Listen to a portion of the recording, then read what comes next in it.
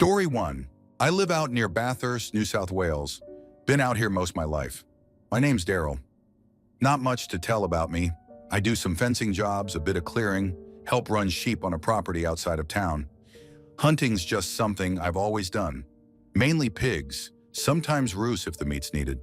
This happened back in late 2006. I remember because it was just after my dog Diesel died, and I'd gone out solo for the first time in a while.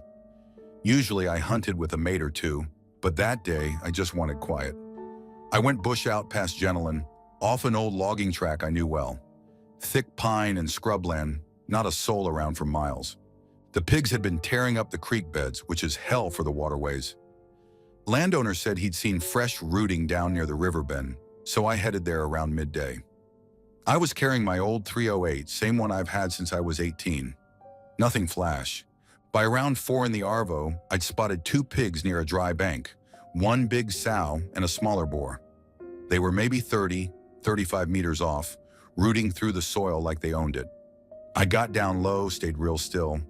Wind was in my favor, barely any noise except the odd fly and some cockatoos carrying on above me. Just as I was lining up the sow, both pigs stopped, ears stiff, snouts up. Then they bolted, hard. I mean full panic. Not a startled jump, not a trot. They bolted like something had already taken a bite out of them. No shot fired, no scent from me. They just vanished into the scrub like their arses were on fire. I stood up, confused. Not a damn clue what had spooked them. I scanned the tree line, checked the wind. Nothing. Dead quiet now. No birds. Not even the cicadas. I stood there listening, rifle up. The stillness hit me first. No echo, no rustle. Just gone. Like the bush had suddenly stopped breathing. I remember thinking maybe a wild dog had come through, or worse, a feral cat. You get some big bastards out there, but there was no movement, no scent, no sound, nothing. I figured maybe I'd lost my shot and that was it for the day.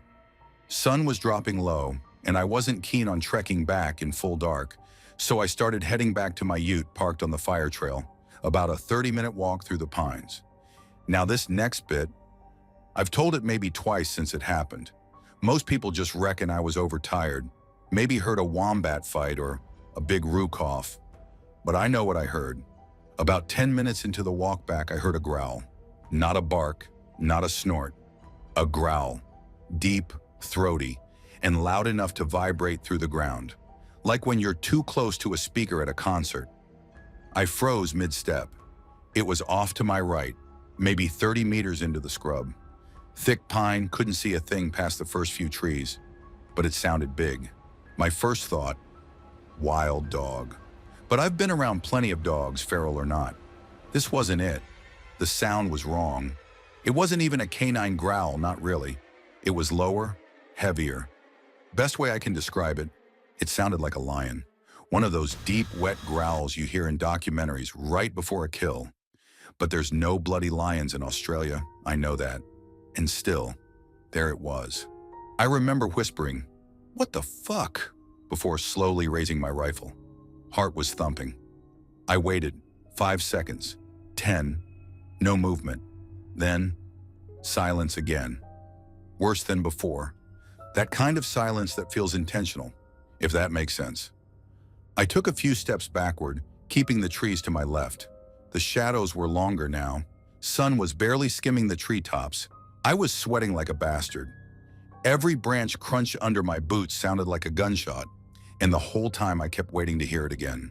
That sound, that thing. Nothing. But the silence didn't lift. No cockatoos, no gallas, no bloody insects. I couldn't even hear my own breathing. That's what got me most. It was like the bush had muted itself, like something didn't want me to know where it was. Then something snapped in the scrub off to my left. Not a twig, a branch, like it had been stepped on or crushed. I spun, rifle ready, but there was still nothing. Not even wind. Just that dead, horrible stillness pressing in. I've never run from anything in the bush. Not roos, not boars, not snakes, not even bloody spiders the size of your hand. But that night I ran, I walked as fast as I could without breaking into a sprint. Rifle half raised the whole time, eyes darting to every tree shadow that looked wrong. It followed me. I didn't see it. I didn't hear it walk. But every 30-40 meters, I'd hear that same deep growl, always behind me, always just out of view, like it was letting me know it was still there. Just a little closer each time. I never turned my back, never stopped moving. When I finally hit the fire trail and saw the glint of my Ute side mirror, I nearly collapsed. I climbed in, slammed the door, locked it, and sat there for a solid 10 minutes, engine off, rifle across my lap. Silence. And then just before I started the engine, something moved in the trees across from the Ute.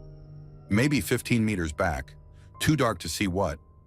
Just the outline of something tall, not man-shaped, not animal-shaped, just wrong. Taller than a man, too broad at the shoulders, no ears, no snout. Like a shadow that had peeled itself off the trees. I started the engine, floored it, and didn't stop till I hit the bitumen. I never went back there, not once. That whole section past Genelin, people say it's haunted or cursed, or some old aboriginal land no one should be stomping on. I don't know. I don't care. Whatever's out there, it's not meant to be seen, not meant to be heard, and definitely not meant to be followed. I've hunted all over the Central Tablelands since, but not there. Never again. Whatever was in those woods that day, it wasn't from here, and the pigs knew it first. Story 2. I live in north central Pennsylvania, Lycoming County. Grew up here, stayed here, hunt here. You get used to the silence out in the woods, the stillness that city people find eerie, but sometimes the woods go too quiet, and that's when you know something's not right. This happened 3 years ago at deer camp. Our camp's a beat-up trailer tucked into the trees about half a mile off the state road. Nothing fancy. Generator, wood stove, one bare bulb hanging over a table with too many empty beer cans. We set it up years ago near the line to the state game lands. You walk about 100 yards through the brush and you're in thousands of acres of nothing. It was late, like after midnight. We'd already hunted all day and were just sitting around the fire, drinking and bullshitting. Most of the guys had gone to bed. It was just me and my buddy Travis left, sitting on those old fold-out camp chairs, poking the coals with sticks. It was cold enough to see our breath, and the whiskey wasn't helping much anymore. We'd been hearing coyotes all night. No big deal. They're always running something. The howling had been getting closer, though, and louder. They must have been chasing a deer through the brush, maybe 200 yards off. You could hear them yipping and crying like they were ripping something apart. It gets under your skin after a while, even if you've heard it before. Just something about that many predators screaming in the dark. Then out of nowhere, it all just stopped. I mean, completely silent. 1 second, it's a goddamn war zone of coyote noise. The next, nothing. Not a bird, not a cricket, not even wind. Just this thick, pressing quiet that made my ears ring. Travis looked over at me and said, "Did they just stop?" I nodded, but neither of us moved. We just kind of sat there, staring at the fire. I was sitting with my back to the woods. There's maybe 3 feet of brush between me and pitch black timber. You know how when silence stretches too long, it gets heavy, like the air's thicker? That's how it felt. Still, we kept talking, kind of half laughing it off. He told some dumb story about his uncle shitting himself in a tree stand once, and we both cracked up. But there was this edge to our voices. I think we both felt it, that something wasn't right. Then it happened. Loud crack, like a branch snapping under something heavy, directly behind me. Close enough I could feel the ground under my boots tremble just a little. I froze. Travis went dead quiet too. We stared at each other.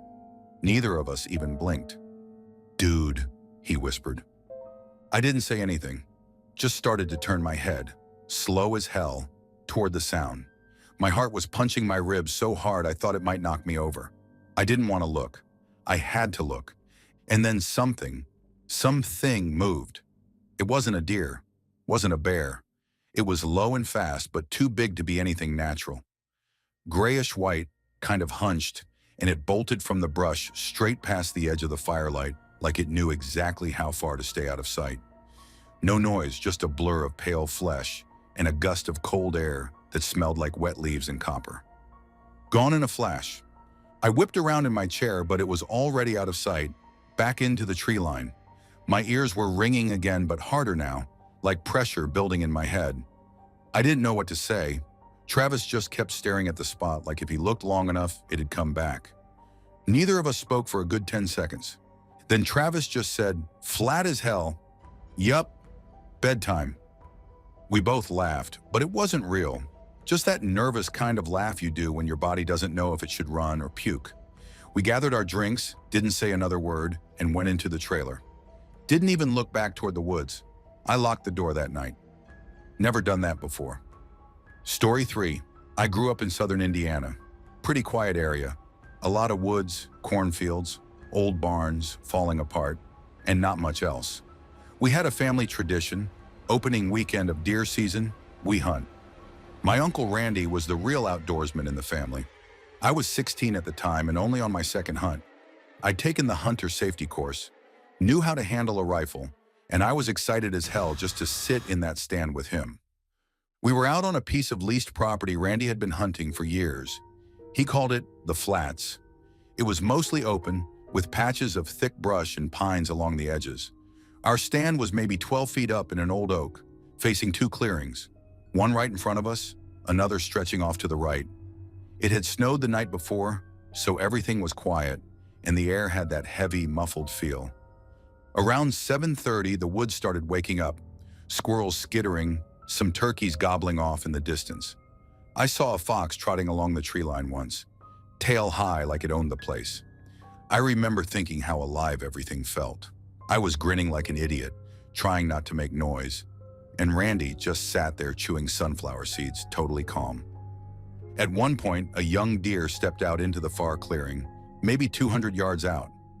I raised my rifle automatically, but Randy shook his head and whispered, "Too far and too small."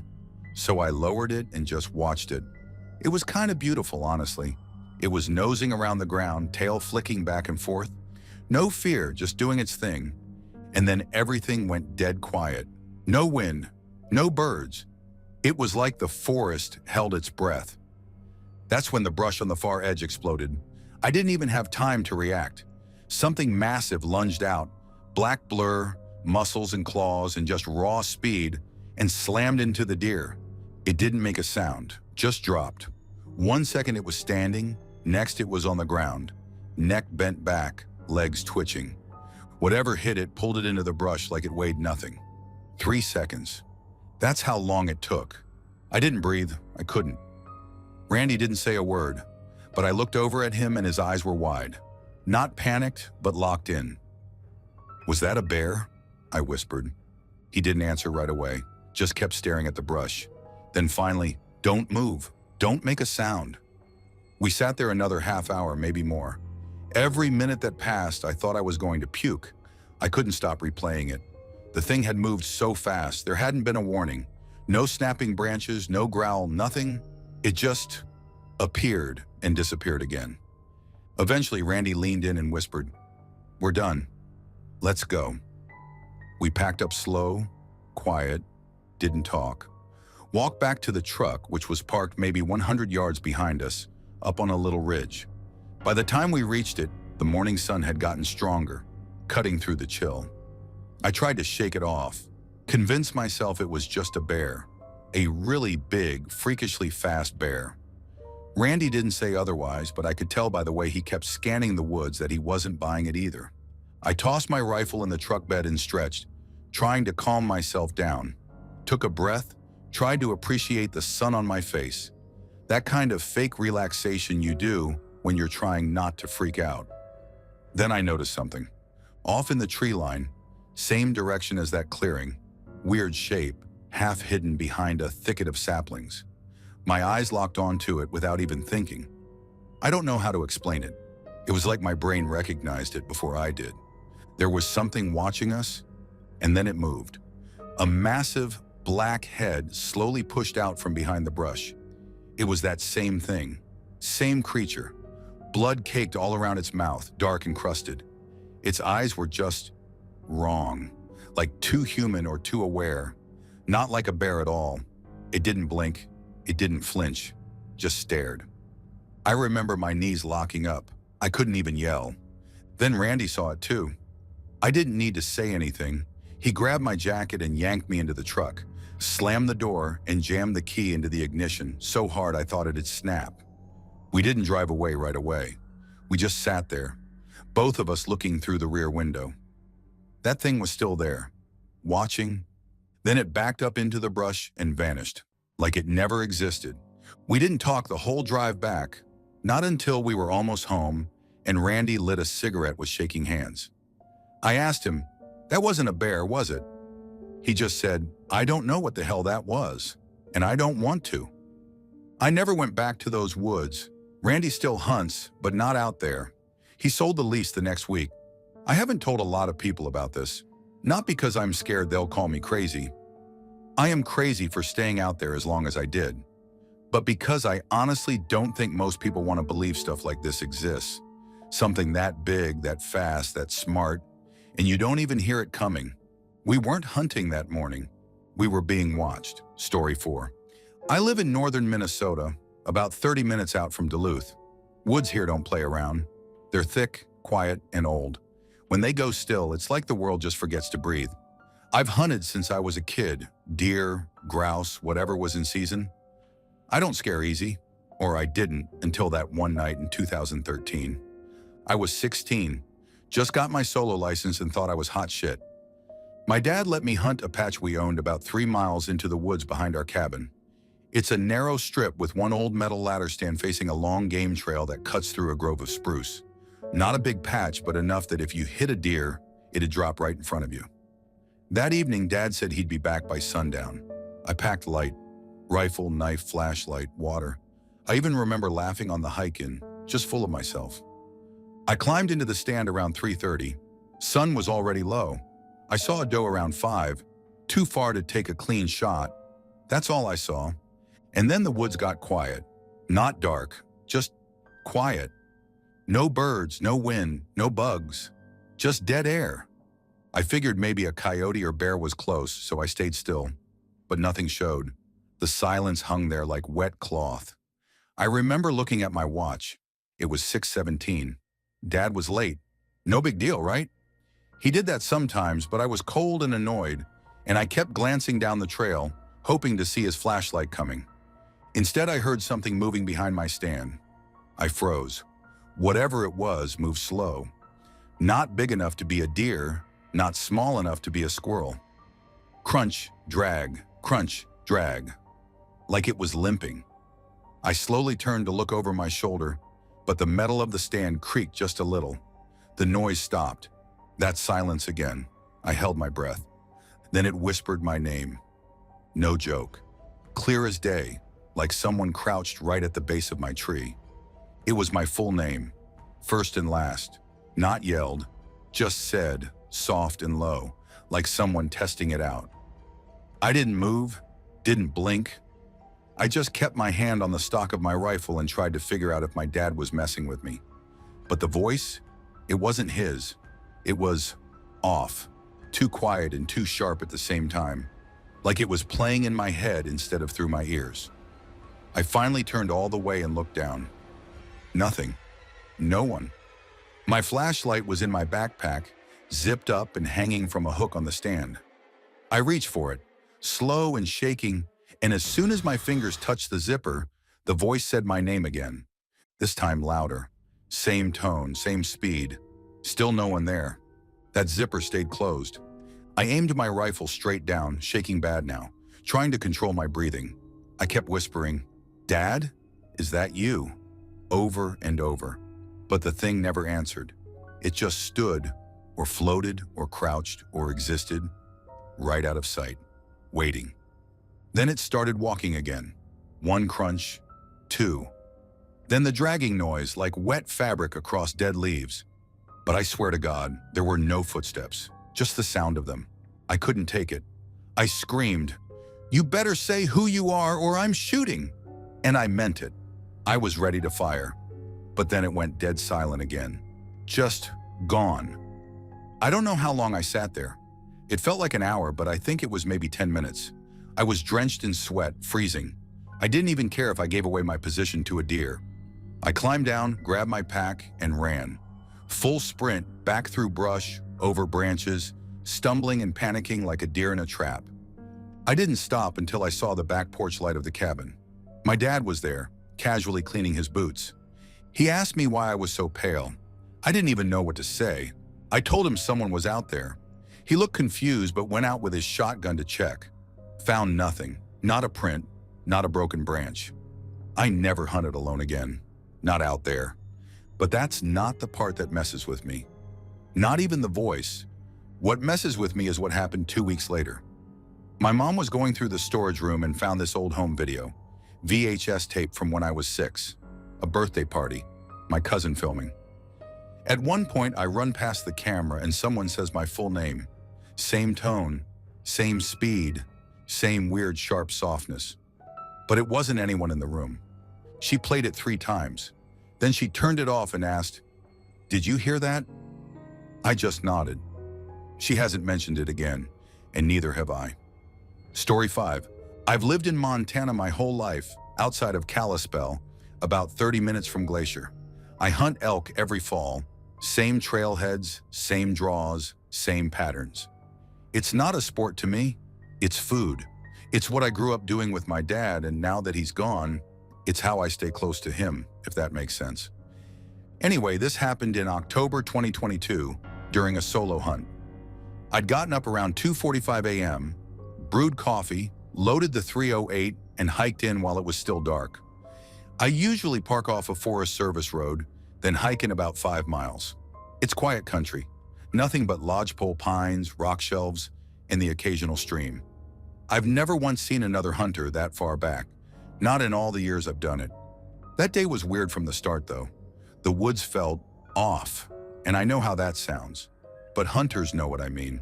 The kind of quiet that feels too quiet, like everything's holding its breath. No birds, no squirrels, not even wind. It was just dead still. I brushed it off, figured maybe a storm was coming in. I kept going. By 11 a.m., I'd seen nothing. Not a track, not a single fresh rub. That's rare up there in the high basins. It's usually crawling with sign. Still, I pressed on, sat on a ridge until about 2, then decided to start making my way back to the truck. I hadn't eaten since breakfast and was starting to feel lightheaded. The draw I came down runs about 2 miles, with a narrow game trail and a steep cliff wall on the right. I've walked it probably 100 times, but halfway down I got this feeling, like a weight dropped in my chest. It wasn't panic yet, but my skin went cold, like I just walked into a freezer. You ever feel so watched that it starts making your teeth hurt? That kind of feeling. I slowed down, scanned the cliff line, didn't see anything, but I knew something was up there. Then maybe 50 feet ahead, I saw her. She was sitting perfectly still, just above the ledge. Not crouched, not snarling, just sitting on her haunches, like a damn dog. But she wasn't a dog. She wasn't anything I'd seen in the woods before. From the distance, I thought mountain lion at first, but something was wrong with her shape. Her limbs were too long. Her head was wrong. Her neck was, God, it was too human. She was staring directly at me. She didn't blink, didn't move, just stared. I stared back, completely frozen. I've come face to face with grizzlies before and didn't feel half as scared as I did in that moment. I tried to raise my rifle, not even to shoot, just to do something, but my arms felt useless, like my body didn't want to move. I don't know how long we stood there. Maybe minutes, maybe longer. The sun shifted enough that shadows moved across the rocks, so I know it wasn't just a few seconds. Then she stood, not like an animal. She rose upright, 2 legs. That's when I realized her eyes weren't reflecting light. They were just black, matte black, like ink or oil. I couldn't even tell where they started or ended. She didn't turn her head, didn't tilt it, just looked at me, then turned around and, this part's hard to explain. She didn't walk away. She didn't move away. She just turned and she wasn't there anymore. No sound, no footprints, just gone. I stood there, rifle shaking in my hands, stomach threatening to turn inside out. Finally, I forced myself to start walking. I didn't run. I didn't even have the energy to. I just walked, slow and stiff, until I saw the bumper of my truck poking out from behind the pines. Climbed in, locked the doors, sat in the driver's seat until dark. Didn't start the engine for at least an hour. When I finally got home, my wife said I looked gray, like something was wrong with my blood. I didn't tell her the full story, just said I didn't see any elk and might be coming down with something. I spent the next 3 nights awake, every sound outside sending me into a cold sweat. I kept dreaming of black eyes watching me from the tree line. Here's the part that messes with me most. I went back 2 weeks later. Couldn't help it. I needed to see that place again. Needed to convince myself I'd imagined it. I hiked back up that same draw, stood at the same spot. There were no prints, no disturbed dirt, nothing to prove anything had been there. But someone or something had left a pile of bones near the base of the cliff. Stripped clean, stacked in a neat little tower, like a cairn. That's when I finally accepted it. I don't go up there anymore. I hunt the flatlands now, closer to the roads, where the trees are thinner, and I can see the horizon in every direction. I know what I saw. Story 6. I grew up in Lone Pine, California. Tiny town, 1 gas station, mountains on every side. You hunt, fish, or sit around getting into trouble. Me, I hunt. Been doing it since I was 12. Archery mostly. Something about the silence, the discipline. But I've never gone out alone again after what happened 2 years ago during archery season up in the Eastern Sierra. I had a few days off work and figured I'd hike out to a remote spot near Cottonwood Lakes. No trails, no campgrounds, no people. I knew the land well. I'd been in that stretch of forest plenty of times with my dad before he passed. The kind of place where, if something goes wrong, no one's going to find you for a while. And honestly, that's how I liked it. I packed light, hammock, tarp, food, and my compound bow. In California, if you're hunting with an archery-only tag, you're not allowed to carry a sidearm.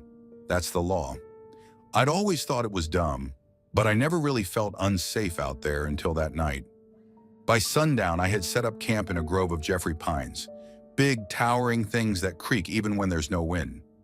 I strung my hammock between 2 of them, maybe 6 feet off the ground. It was quiet, just the occasional rustle of leaves or chirp of a bird bedding down, the kind of silence that swallows sound. I dozed off listening to the trees sway. Then I heard it. A scream, not human, not quite animal either. It cut through the dark like it was right above me. Not just loud, it was wrong, like someone being torn apart slowly, but there was a rage to it. I sat up in the hammock so fast I nearly flipped out. I couldn't see anything, just blackness and trees. Then it screamed again, louder, closer. My first thought was mountain lion, because I've heard them before. But this didn't match. This sounded like it echoed inside my skull. I could feel it in my chest. I reached down for my bow. My hand was shaking, and I remember thinking, this is stupid. This is really stupid. I had no protection if something decided to get curious. And then the third scream came from behind me. I froze. Whatever it was moving, fast, circling. But I never heard footsteps. No cracking branches, just the damn scream, coming every 30, 40 seconds, each time from a new direction. It felt like it was playing with me. I stayed in the hammock, barely breathing. Didn't want to move, didn't want to rustle the tarp above me. I kept my eyes scanning, but I couldn't see Jack, just trees and shadows. Then I caught a glimpse of something to my right, maybe 30 feet out. Not movement exactly, but a shift, like something darker than dark. And then the next scream came from my left. I don't know how long it went on. Felt like forever. Maybe 20 minutes. Always that same scream, rage, pain, something else I still can't put into words. I just remember feeling like I was being hunted, not by an animal, by something that wanted me to know it was out there, something that enjoyed it. Then, nothing. Just silence, not the usual forest quiet. This was dead silence, like everything else shut up and left. Even the wind stopped. I remember realizing my ears were ringing, like after a concert, because the sudden quiet was that sharp. I sat in that hammock till the sun started to rise. Didn't sleep, didn't move. As soon as I could see, I packed up. Didn't eat, didn't drink. Just grabbed everything and hiked out as fast as I could. I never looked back. When I got to cell service, I called a buddy of mine who works with fish and wildlife. Told him what I heard. He asked if I was sure it wasn't a mountain lion. I told him I've heard those before. This wasn't that. It had a human quality, not in the sound, but in the intent. He was quiet for a second and said, "You're not the first one to report that kind of thing up there." I asked him what he meant. He wouldn't say more. Later that week, I went on YouTube, looked up mountain lion screams just to prove to myself I wasn't losing it. Some of them were close, yeah, but not that close. Not the way it moved, not the way it seemed to toy with me. Something about it was smarter, crueler. I haven't gone back out alone since then, and I never hunt without a sidearm anymore, even if it's illegal. I'll take the ticket over feeling that helpless again. I don't know what the hell it was. Don't really care anymore. I just know it wasn't right. Story 7, and I live up in Lander, Wyoming. I do a lot of solo bow hunting in the Wind River Range, mostly elk, sometimes mule deer. I'm not some big YouTuber or wannabe survival guru. I just hunt quietly, like my dad taught me. I don't normally share stories, but this one stuck with me like a burr under the skin. I only told my brother once, and he looked at me like I needed sleep and a drink. Maybe I did. This happened 3 seasons ago, late September. I was up around 11,500 feet, just above the tree line, glassing a basin below me. That stretch of wilderness is brutal but gorgeous.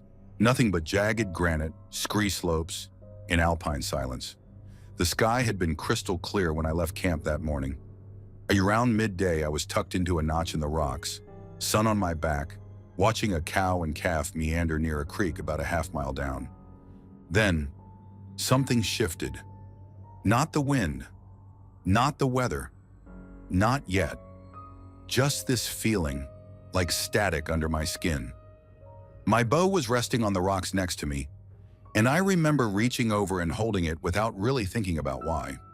No reason, just instinct. And then I noticed it. Everything had gone completely silent. No marmots whistling, no wind whispering through the krumholtz. Even the cow and calf had stopped moving, just frozen mid-step like statues. I glanced over my shoulder to check the sky, and that's when my stomach dropped. Behind me, where it had been sunny and blue a few minutes ago, was now almost pitch black, like midnight black. Clouds boiling up fast, way too fast for normal weather. I stood up and felt a gust of freezing air hit me so hard it sucked the air from my chest. Then came the thunder. It sounded like it was right on top of me, so loud I felt it in my bones. I didn't wait around. I strapped my bow and tripod to my pack as fast as I could and started down the scree slope. You don't mess around at that elevation during a lightning storm. There's nowhere to hide, no cover, just exposed granite and you, lit up like a damn lightning rod. The slope was slick, half frozen, half loose gravel. I slipped and slid my way toward the tree line, crouching low, trying not to be the tallest thing out there. I was aiming for a cluster of stunted fir trees about 500 yards below, but I was barely 200 yards down when the first bolt hit. It didn't just flash. It ripped through the air like it was tearing the sky apart. It hit a rock outcropping maybe 100 yards away and blew it to dust. I ducked hard and kept moving, legs shaking like rubber. I was so focused on not dying that I almost didn't see it. About halfway down, I caught movement out of the corner of my eye. Something crawling up the slope to my left, just above the boulders. I thought it was a goat or maybe a bear at first, until it stood up. It was tall, taller than any person I've ever seen. Skinny, almost gaunt, with joints that didn't move right. Like it was wearing a human body but didn't know how to use it properly. Its skin, I couldn't see details with the rain, but it looked grayish and wet, like rawhide left out too long. No clothes, no gear, no sound. Just standing there, maybe 30 yards away, half shrouded in mist and sleet, staring straight at me. I froze. My first thought was that I'd hit my head or was hallucinating. I mean, lightning was popping off every 30 seconds. But then it moved, fast, not running, just there 1 second and then 10 feet closer. No noise, no crunch of rocks, nothing. I don't know what it was. I don't even know if it was real. But I swear to God, that thing smiled. Not with its mouth. It didn't even have a proper mouth. It was like the entire face twisted, like something pretending to smile but not understanding how. Then it crouched, and I ran. I ran so hard my lungs felt like they were bleeding. I slipped and crashed into the rocks more than once, but I didn't stop. I didn't even look back. I just sprinted for the tree line, like something was inches behind me. I didn't feel it chasing me, but I knew that if I stopped, even for a second, it would be right there. When I finally hit the tree line, I didn't stop running until I was deep in the timber. Maybe a half-mile in. I don't remember much after that. I collapsed against a fallen log and dry heaved for 10 straight minutes. The storm passed as fast as it came, just gone, like it had never been there. I stayed in the trees till nightfall. No sign of elk, no more thunder, no strange thing crawling over the rocks. Just me in the cold, shaking like I was coming down from something. I hiked back to camp in the dark and packed up before sunrise. Drove home without even tagging out. Haven't been back to that ridge since. Probably never will. I don't know what I saw. Maybe it was the lightning messing with my head. Maybe I was hypoxic or having some kind of altitude freakout. But I don't think so. I've spent half my life in those mountains. I know what fear feels like. I know what predators look like. Story 8. I've lived on this land my whole life. 4th generation. My family runs cattle in northern Nebraska, where the wind never seems to stop and the nights stretch wider than the sky should allow. Out here, it's not uncommon to check the herd at night, especially during calving season. You do it because you have to, but I can tell you, there's a kind of darkness that doesn't feel natural, and I ran into it 3 winters ago. I wasn't even thinking about danger that night. It was around 2:30 a.m. I'd fallen asleep in my chair with my boots still on and woke up to the radio buzzing about dropping temps. It was calving season, and my dad had asked me to check the east pasture every few hours. Some of the heifers were close, and he didn't want any calves freezing to death before sunrise. I slipped on a coat, grabbed my flashlight, and walked out into the cold. The light had been flickering earlier that evening, and I figured I'd just use the moonlight if it crapped out again. There was a full moon anyway, icy clear and casting those long shadows that make everything look sharper than it really is. The cattle were mostly quiet, huddled near the fence line. I counted what I could see, scanning for any heifer that had pulled away from the group. There's a stand of trees near the far end of the property, thick, older cottonwoods. The fence runs right up beside them, and sometimes the cattle wander over there to calve. I made my way along the fence, listening to the sound of my boots crunching frost. That's when I noticed it was too quiet. You know how sound carries differently in the cold? Well, even with that, I realized I couldn't hear the cows anymore. No movement, no breathing, nothing, just my boots. As I got closer to the trees, my flashlight finally died for good. I tapped it, shook it, nothing. So I pulled out my phone, not for light at first, but to record a video. I don't know why I started filming, maybe just habit. I flipped the camera on and turned on the flash. That's when I heard it. A growl. Not like anything I've ever heard in my life. It wasn't a warning growl, not like a dog protecting territory. This was deeper, lower. Felt like it came from inside the trees, but also like it was surrounding me at the same time. It didn't rise or fall, didn't waver, just one long, steady, awful sound. Like whatever it was, it wanted me to hear it, wanted me to know it was there. My whole body locked up. I mean, I've dealt with coyotes, mountain lions. We even had a rabid fox once. But this was different. It made every hair on my neck stand up. My body was screaming to run, but my legs wouldn't work right. So I started recording, slowly panning the phone toward the trees. The flashlight only hit the first line of trunks. Beyond that, blackness. I couldn't see any eyes, couldn't hear any movement. Just that sound. That inhuman growl, like it came from something too big to be natural. But here's the thing that really messed me up. The trees were swaying. There was no wind. They shifted back and forth gently, like something was moving between them. Something big. I took a step back, and the growl got louder. Not higher pitched, just closer. I whispered, "Nope," to myself and backed away slowly, keeping the camera pointed toward the trees, praying that whatever it was couldn't cross the fence. Then I heard a snap, like a heavy branch breaking, but higher up. Way too high. That's when I realized whatever was in there wasn't crawling, it was standing. I turned and walked. Didn't run, not yet, but with every step I took, I could feel it following me. Not with sound, not with footsteps, just that pressure, that presence behind me, like the air was thick and watching me. I reached the barn, slammed the door behind me, and finally let myself breathe. Inside, I reviewed the footage. The video didn't show much, just trees, shadows, but the audio caught everything. The growl, it came through clear, too clear, almost like it wasn't recorded through the mic, but embedded directly into the file. I can't describe it better than that. It sounded too close, too crisp, too impossible. I showed it to my dad the next morning. He's not a superstitious man, Vietnam vet, tough as nails, but his face went pale when he heard it. He didn't say a word, just handed the phone back and told me to stay away from that tree line for a while. Said we'd move the cattle out of that area. A few days later, we found claw marks, deep, ragged, and high up on one of the cottonwoods. Way too high for any known predator out here. No tracks in the snow, no signs of struggle, just gouges like something had reached down, not up. I never go out there alone anymore, and I never do night checks without a gun, even if it's just a pistol.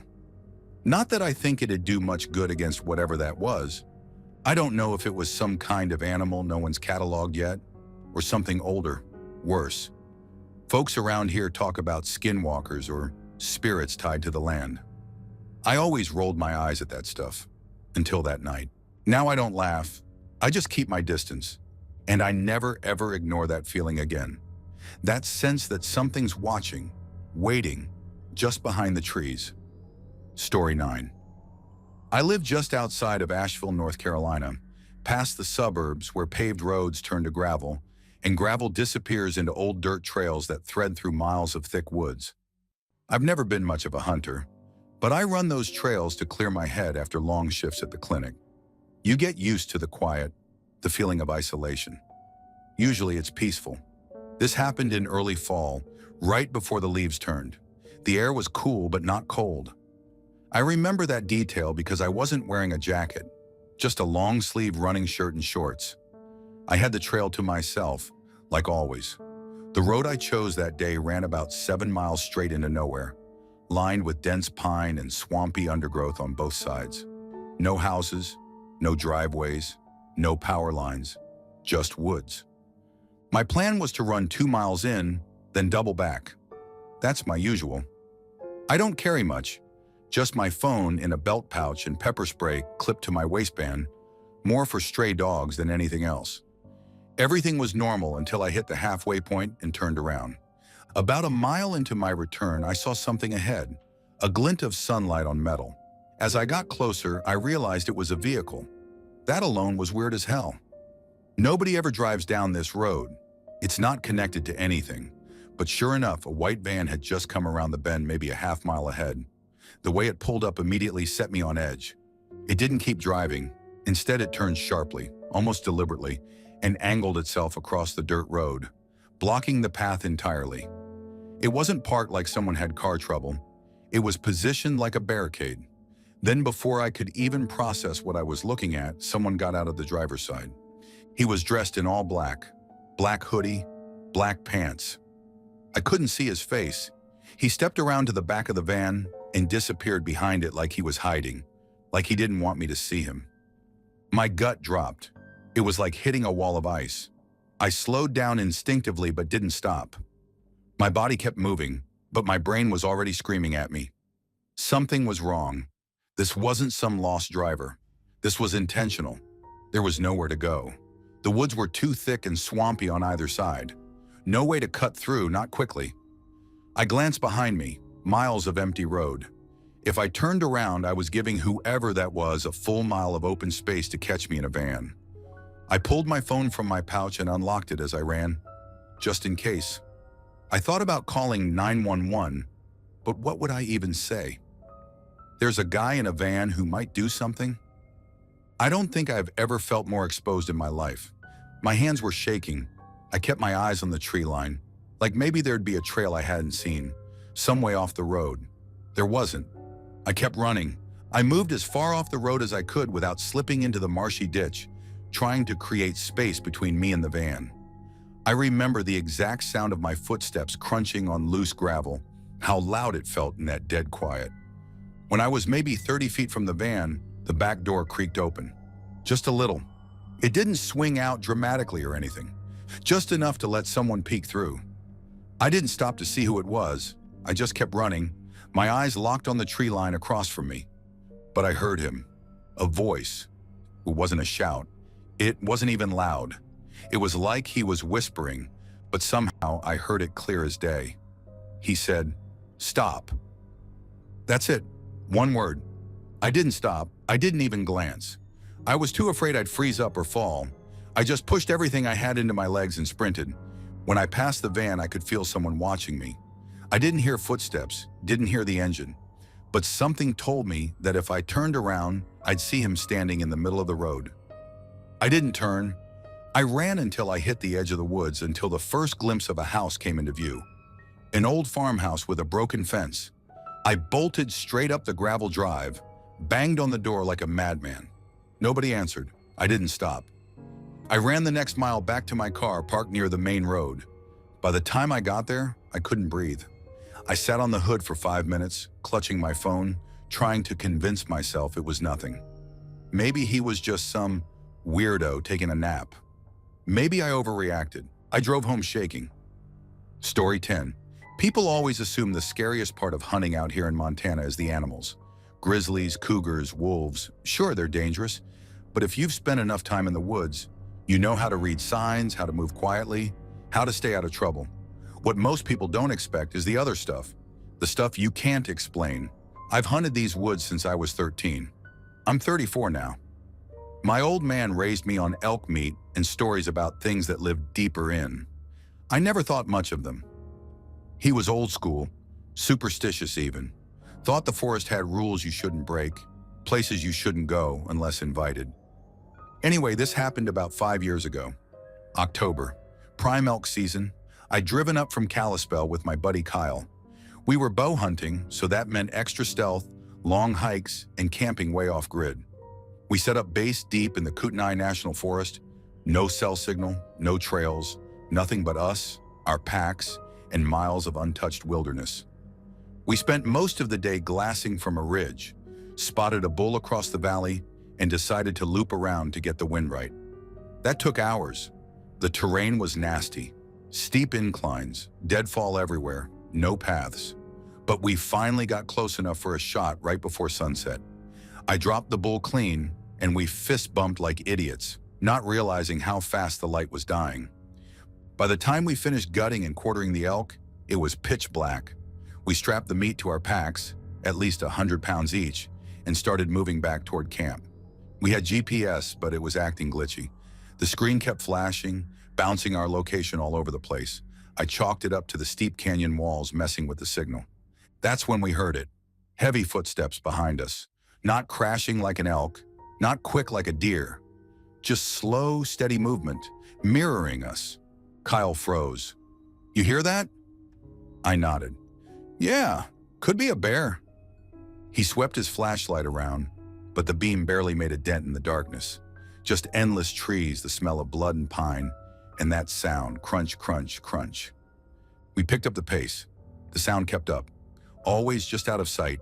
We never heard it breathe, never heard a growl, just those footsteps, like it didn't care if we knew it was there. "Let's ditch the meat," Kyle whispered. "We're not leaving it. We hike this out, or it gets picked clean." I wish we had ditched it. About 30 minutes into the hike, we crested a low ridge and looked down onto a dried-out creek bed. That's when we saw it. Something was standing in the middle of the creek, maybe 20 yards ahead of us. Not a bear, not a cougar, taller than a man, but thin, too thin. Its head turned toward us, And even though our lights didn't reach it, I swear it reflected something. Eye shine, but not like any animal I know. Pale, almost gray-blue. It didn't move, just stood there, head tilted slightly like it was trying to figure us out. Kyle whispered, "What the hell is that?" I didn't answer. My chest felt tight, like something inside me knew this wasn't right. We backed up, moving slow. Didn't make a sound. It took a step toward us. We turned and ran. I don't remember how far we went. My legs burned, lungs on fire, heart beating so loud it drowned out everything else. The packs bounced against our backs, and we finally dropped them without a word. Just ran. Eventually, we hit the edge of a clearing, our camp. The little tent was barely visible in the dark. I grabbed the lantern and turned it on, flooding the clearing with white light. There was nothing behind us, nothing we could see, but we hadn't imagined it. We knew we hadn't. Kyle dropped to the ground, shaking. "We need to leave, right now." I'm not hiking out in the dark. Whatever that was, we're safer with light. We sat back to back with the lantern between us, rifles in our laps, and just waited. We didn't talk, didn't blink.